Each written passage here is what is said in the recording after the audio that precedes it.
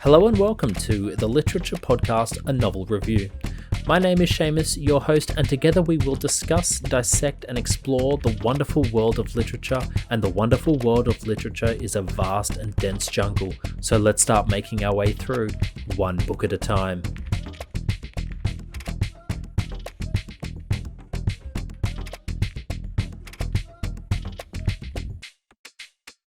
Hello, good day, and welcome to the beginning of another episode of A Novel Review, a podcast exploring the wonderful world of literature. My name is Seamus and I am your host, and for today's episode, a seafaring adventure and a bit of buried treasure. That's right, today I am exploring the king of pirate literature, the novel that defined pirate literature, Treasure Island by Robert Louis Stevenson. But before I jump into this book, I always take a moment to reflect on any mantelpiece moments, something to highlight from the week past. And this week, actually a surprisingly fun one. I shouldn't say surprisingly fun. I generally try to have fun with my life, but I say surprising because I went and saw for the first time Mousetrap, which is the longest running play in history.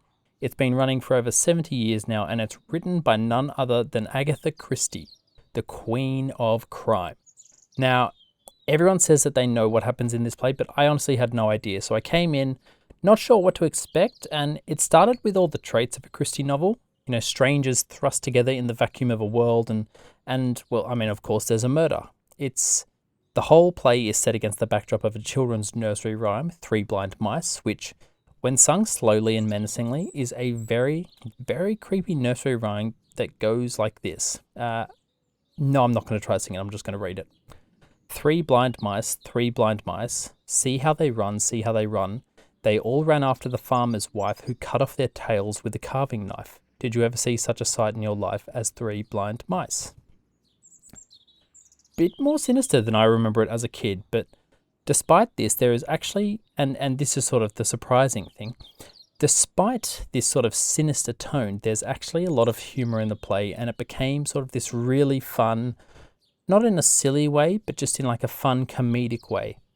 I won't say any more because at the end of the play they do say that we are now part of sort of the Mousetrap club or community, and that the only reason they can keep running it is if you keep the secret of the killer exactly that, a secret. So you will get nothing out of me. If you want to learn the truth, you'll just have to head along and watch it. It is well worth it. Housekeeping, as always, all the scripts from the episode are available on my website, just in case you know of anyone who has a hearing impairment who might get a kick out of a written version of the pod. So head along, they are all free for use for all to enjoy. Okay, time to sail into this adventure book. A book that is not childish fun, but the childhood dream of many, myself included, because it's certainly helped by the fact that Jim Hawkins is a 12, 13-year-old boy and he's the son of this innkeeper. But the fact that the first time I read this book, I would have been a similar age, maybe a bit older, to be quite honest. But, it does help when you can sort of relate to the main characters in those ways. So, I've said it's childhood fun, a story sailing into adventure, but it is actually a very dark book with a litany of adult themes, none more so than the complexity of the villain Long John Silver. But maybe I'm getting a bit ahead of myself. So first, let's take a moment to appreciate how important this novel was and is for pirate literature. This next list is a list of canon pirate ideas that this novel created or popularized. And the list is wooden legs, parrots on shoulders, saying "arr" for yes, X marks the spot, buried treasure, dead man's chest, perhaps the most famous of pirates, Long John Silver, of course, yo ho ho and a bottle of rum, dead men tell no tales, the singing of sea shanties, and mutinies. So, I mean, you only have to look at that list to see how influential it is. And there's a couple of Pirates of the Caribbean movie titles in there. So it really is quite incredible that so much of what we have comes from one book. And it's not a particularly long book either. I can't remember off the top of my head. I'm going to say 220 pages maybe. That could be very wrong. Anyways, I think it's time for an overview of the story. Treasure Island is an adventure novel written by Robert Louis Stevenson. Set in the 18th century, it tells the thrilling story of young Jim Hawkins who, through fortuitous circumstance or, maybe perhaps unlucky circumstance, comes into the possession of a map before embarking on a perilous voyage to locate buried pirate treasure. Accompanied by a colourful list of characters, one being Long John Silver, the story unfolds on a remote Caribbean island filled with treacherous pirate double crossings and hidden secrets.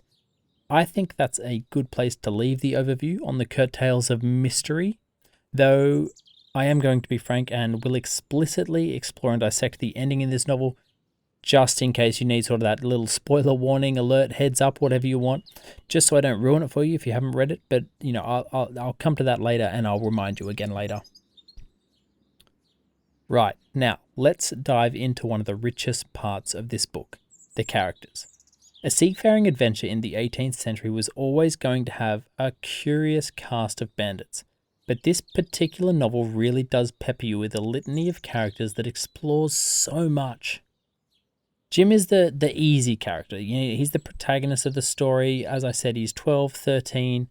Maybe, I'm sure he's one we all wanted to be in a sense, though I don't particularly remember in my youth, and in fact every read since, particularly loving him as a sole character on his own.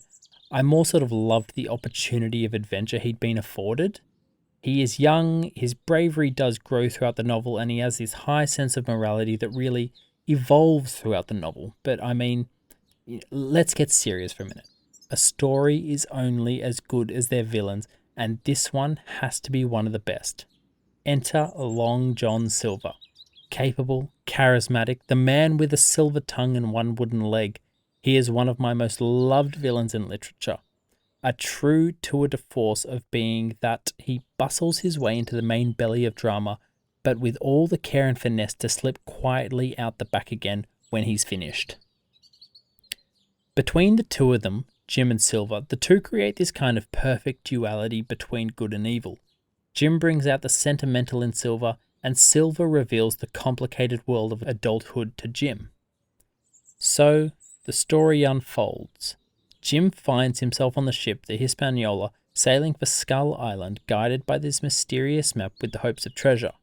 Jim is made to work and ends up spending time down and forming a bond with the one-legged sea cook, which is Long John Silver. Now, it's kind of curious to read it from our perspective in the contemporary day, because at this stage in the story, you don't know who Long John Silver is, but because we are who we are and the pirate literature has grown so much since then, we probably are really, we're definitely aware of who he is because he's one of the most infamous pirates. So there's a very high chance that you've seen or heard of him. But Jim, of course, in this moment, poor little innocent Jim, doesn't know until he accidentally finds himself at the bottom of an apple barrel and overhears Silver talking to the ship's crew, who, which is actually his motley crew of ruffians, and they discuss mutiny and how they are going to claim the treasure. When they get to the island, mutiny ensues and Jim manages to get away and runs into a character called Ben Gunn, who has been stranded on the island for many years after being left for dead by his fellow pirates on a previous expedition. We get this view of him as a kind of stripped man, debased by time and lack of human interaction, and it inspires sympathy in the reader and also trust. He is seen as a likable character on the offset due to his sheer will to survive. Ben Gunn, though, is a pirate, though he agrees to help the good guys, which has this lovely interplay between himself and Silver. Why is it that we accept Ben Gunn as a good character from the off? Because he agrees to help the good guys, despite the fact that his antecedents are in piracy and treachery. This is one of the wonderful reasons this book is so loved, at least by me, of course, because it delves into the choices of individuals, but also the repercussions of those choices and how man reacts when faced with the ideals of temptation. Now, just pause for a moment, because I am about to start getting into the deeper territories of the spoiler territories, I should say, of those not wanting the ending ruined. So, this is your warning, you have been warned. At this stage in the story, the pirates have Jim hostage and find the spot where the treasure is, though find that the treasure itself is gone. There are questions of leadership against Silver when they are looking for the treasure, and Silver quickly realizes and understands that the treasure itself is gone, and so pulls Jim aside, and in doing so, changes side. And I say that in inverted commas because he's gone from now being a pirate to now being one of the good guys. It paints Silver as this really opportunistic and selfish character because, on one hand, we as the reader think that he pulls Jim out of a form of kindness for him, and yet he uses Jim as a way to sort of gain favour with the higher up of the good guys, like, hey look, I saved the kid, he's safe, I'm good, and I'm on your side, blah blah blah. And so it highlights how Silver is prepared to do anything to save his own skin.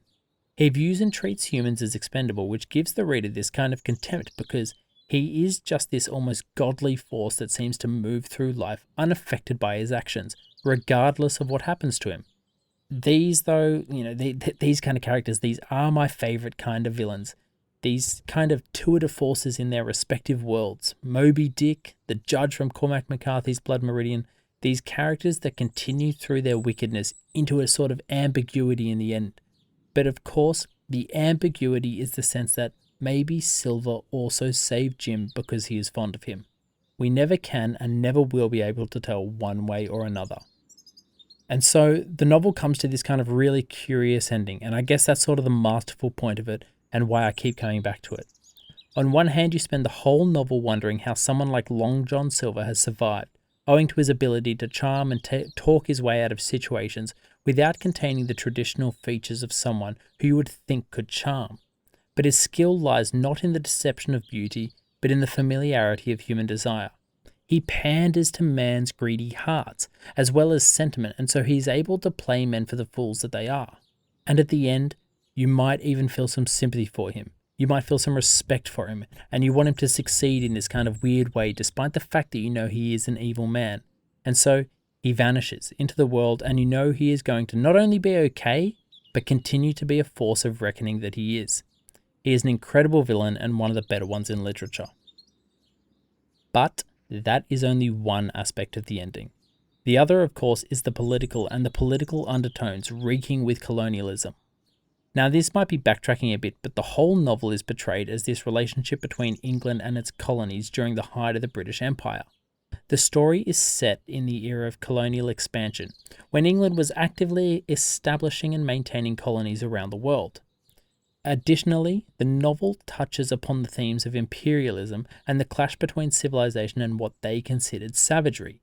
The search for treasure on the remote treasure island reflects the colonial mindset of exploiting resources in distant lands. The island itself can be seen as a metaphorical representation of the colonies, rich in untapped wealth that foreign powers sought to exploit. The characters' struggle to claim the treasure can be interpreted as a commentary on the imperialistic desire and the lengths in which people will go to assert dominance and claim the treasure. And so from this, we get the duality between what we can consider established power of Captain Smollett, who leads the Hispaniola to the island, and the rest. While the exact amount of treasure is never actually specified, it can be sort of estimated based on the time of writing that the treasure would have been worth hundreds of thousands of dollars in that time. For context, a rough estimation is $100,000 back in the 1800s is around £10 million today. A hefty chunk of money to say the least. But interestingly, when they get back to England, it is said that Ben Gunn was given only £1,000, despite the fact that he guarded the treasure. He helped fight for the treasure. He helped fight the pirates and transport all the treasure back onto the ship. In fact, without Ben Gunn, they, and by they I mean the good guys in inverted commas in this sense, wouldn't have found the treasure and survived, and yet this power balance is placed upon him. Might override, and so the money is claimed by the British and handed out as they see fit. So, I guess what I'm trying to say is, they were bastards. In terms of writing style, it is perhaps starting to be a little dated, but that to me only adds to the richness of the story, wanting to be part of a swashbuckling adventure, taken from our current day and thrust into another time. But in general, it is a really nice book to read. It's not overly complicated, it is free-flowing, and I think given that the main protagonist is a boy, or perhaps a young man from the current day, there is this possibility that certain passages might shy away from the reality of them. The murder passages, the darkness of humanity rearing its ugly head, but it really doesn't, so moments don't feel cheap. It doesn't feel like a kid's story, and instead really does feel like a kid invading a grown-up world. all in all, it's a fantastic book and one that I always look forward to rereading. And so my rating today is a 4.4 out of 5. So, what am I reading this week? This week I am reading Young Mungo, which is the novel about a Protestant character called Mungo and another boy who is a Catholic living in housing estates in Glasgow, and how they sort of fall in love. And of course it's against the backdrop of a harsh and very manly world. I'm listening to this book, I'm a few hours in. The narrator has a lovely thick Scottish accent, which does catch me off guard occasionally, and I'm left wondering what he actually said, which for me at least brings glimmers of humour of what is building to be quite a tough and sad story. But it's good. It was released in 2022. It is written by Douglas Stewart, who was the Booker winner for 2020 for his novel Shuggie Bain, which I also haven't read, but I trust the Booker gods, and this novel is shaping up nicely, so that's sort of what I'm reading this week. Now, before I close out the show, if you've listened this far, please consider hitting those 5 stars. I would really appreciate it. Also, feel free to head along to the website and support the pod. And of course, as always, thank you for your attention. So, I think it's time to end this episode. And today, to take us away, I think a bit of wonderful wisdom by our man, Captain Jack Sparrow. And he says, "I'm dishonest, and a dishonest man you can always trust to be dishonest. Honestly, it's the honest ones you have to watch out for, because you can never predict when they're going to do something incredibly stupid."